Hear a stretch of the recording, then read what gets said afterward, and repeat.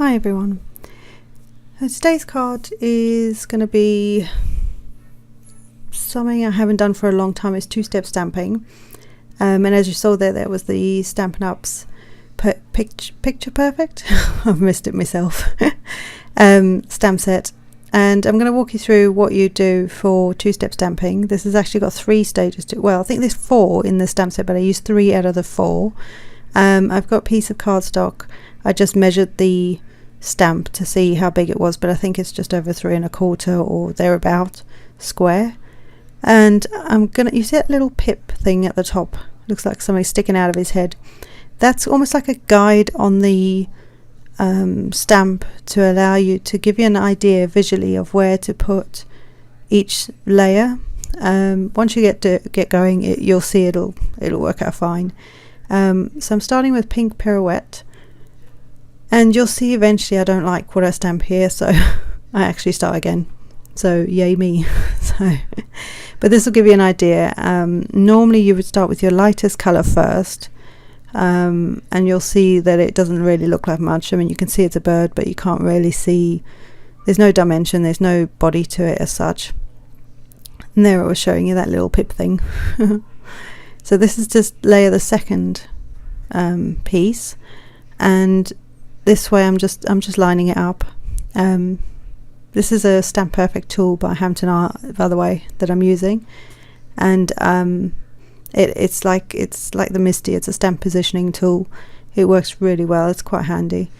So now I'm using Blushing Bride Stampin' Up ink, and you'll see it'll suddenly look a bit more 3-dimensional, which I always think is kind of cool. So it's quite nice to watch these kind of come to life. So again, I'm showing you the little pippy thing at the top. I call it a pip. I don't know what it's actually called. And I also realised here that I didn't take into account his beak. So I think it just fits on there. But you'll see in a minute I don't line up very well, so I start again. So the third colour is Flirty Flamingo. Oh, say that 3 times fast. And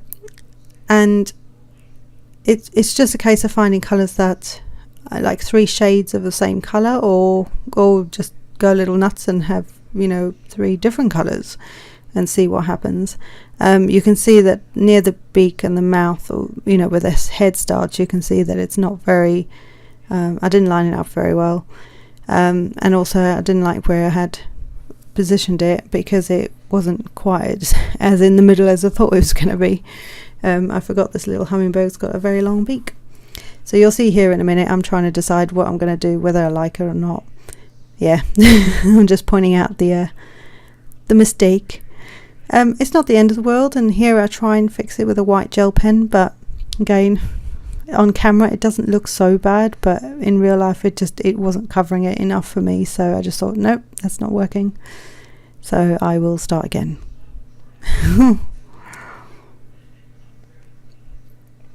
Yep, here we go again. And all I'm going to do is flip the card over. Every piece of card has 2 sides, so never, try not to waste the card that you've got. So what I'm going to do now is actually I'm going to go backwards. So I'm actually going to start with what would be the darkest colour first, so that's the one with the beak on it. And you'll see that I nearly mess up with the wing, so maybe start with the bigger piece of cardstock and cut it down. That's probably what I should have done. But anyway, so I started with the darkest, so that was Flirty Flamingo, I believe. And now I'm going to try and line up as best I can the next, sort of like the middle one of the 3, to see if I can get this more accurately positioned. I can't remember what colour that was. Too many, just gone. But they're at the beginning of the video, so you're fine. And you see how the beak lines up much better now. So I think that worked out a lot better for me. I was a bit happier with that. And you'll see how the wing goes off the edge. Can't win with this bird. But this was a much better stamping. So in the end I used this one for the card which you'll see. I didn't redo it off camera or anything like that. What you see here is what I did, and I think that was a good thing to leave it in so that you could see exactly, you know, we all make mistakes, you know. I mean, it wasn't really a mistake as such, it was just that I didn't line it up very well. You know, it's not the end of the world, but if you do make a boo-boo, you can always turn the card over and do it again. So I wanted to leave that in because I think sometimes we get a bit caught up in having to do it perfectly well all the time. It's not about that, it's about creating something. And I think, you know, that's, you can see it's totally off center. So, but it will work out quite well in a minute, you'll see now with the sentiments. So sentiments also from the same stamp set. I'm just trying to decide where to put it, and yeah, like I say, I just wanted to leave that in so that you can see that, you know, these things happen. It's okay. It's okay. I thought the the sentiment was very, very apt. I just thought it was a sweet sentiment to go with a little bird, little honeybird who, you know, is this tiny, tiny little bird, and it's just amazing, amazing little creature. So that I'm going to leave to dry because I used some VersaFine ink there, Onyx Black ink, and it takes a little while to dry. I'm now on one of my layers. I think it's the second layer. I'm going to use, I'm just lining it up here, I'm going to use a Sizzix embossing folder. I'm not sure what it's called. This is the one that I actually got, look, as if by magic. I can't remember what it's called, but it came with the machine when I bought it. So yeah, no idea. If anybody knows, can you leave it in the comments, please? That'd be nice for me to know as well. I'm using some Blushing Bride cardstock and some basic black cardstock here, and I've got the base of the card is 11 inches by 4 1/4, folded at 5 1/2.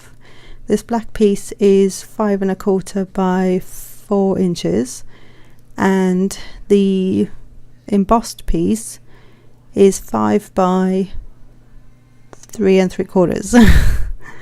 Get me for Sunday afternoon maths. So it's just, you're basically going 1/4 of an inch smaller each time for your layers. You can do 1/8 of an inch. It's whatever you want to do. So it's just easy maths for me. I need easy maths. I can't do complicated maths. I don't know what complicated maths is, but I don't want to do it. So just so you know, when you're doing anything or layering or trying to stick down anything that's embossed, make sure you put lots of adhesive on it. Otherwise it tends to warp and sort of get a bit buckly on the, it's a technical term, on the cardstock, and it can lift in the corners.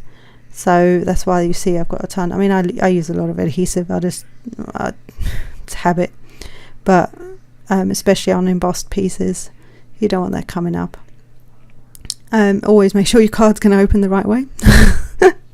I have had that happen, where you know, have made a whole card and it's upside down. Lucky me. And here I'm just showing you can, even though it's a top folding card, I think I'm going to turn it side on, but you could do it either way and it would look just as lovely. Now this is where you'll see there's a bit of thinking. Well, there was a bit of thinking, and I just cut another piece of black cardstock, just slightly bigger. I think it turned out to be, I was trying to get it to be another 1/4 of an inch bigger, but I think it landed up being about 1/8 of an inch bigger, so it's not the end of the world, but it just gives it, you'll see it'll make the whole thing pop just a little bit better than if it was just the white cardstock on there. And there's the old bird. No pun intended. The old bird, the original bird that it just didn't work. Right? It didn't work right. Oh, that's stuck it a bit funny. So just lining it up. So that is really about 1/8 of an inch bigger. I actually thought I was doing 1/4 of an inch, but again, didn't do the easy maths, guys. That's what happens when you don't do easy maths. So here I've got some pop dots, and I'm just going to layer them. And yes, I use a lot of pop dots. I use a lot of adhesive, like I said. So there's quite a bit going on here, as you can see.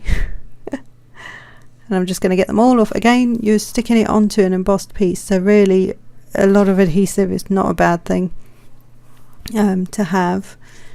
And again, just deciding which way I wanted to put the card, and then making sure that it's somewhat straight and lining it up and putting it on there. So it's not a difficult card to make, by no means. It's pretty straightforward. You've got a bit of embossing, which has, you know, been around for years. You've got two-step stamping, which does take a little bit of practice. I still have to practice it more and more, but it's a nice little card. This is some more of the Nouveau drops. This is one of the glitter drops. I think it's just called Silver or something. I don't have it with me here. I do, but it's on the other end of the desk. It's a silver glittery one, and I just added that in, and I love it. And when it dries, it's just so sparkly, so sparkly. So that's it. It's not difficult. There's a couple of embellishments, you know, like with the Nouveau drops, and that's it, guys. It's not, like I say, not a difficult card. Don't forget to like and subscribe to this video, and if you want to see more from me, don't forget to hit the little bell, and I will see you in the next one, guys. Bye.